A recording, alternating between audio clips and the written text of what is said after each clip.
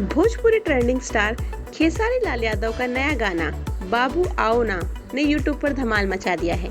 इस गाने को काफी व्यूज मिल चुके हैं और यह गाना फिलहाल ट्रेंडिंग में ट्रेंड भी कर रहा है। खेसारी लाल यादव का जलवा इन दिनों खूब देखने को मिल रहा है। चाहे हो सावन का गीत या कोई कमर्शियल गाना, दर्शक उनके गाने को बेहद पसंद कर रहे हैं। ऐसे में खेसारी लाल यादव का गाना बाबू आओ ना जब उनके music channel Khesari music world से रिलीज हुआ तो वायरल ही हो गया।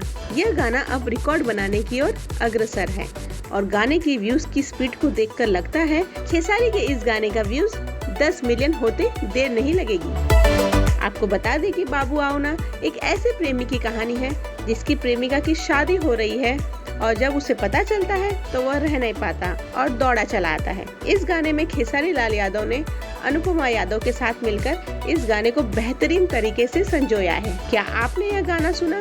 और अगर सुना है तो हमें कमेंट में जरूर बताइए कि आपको ये गाना कैसा लगा।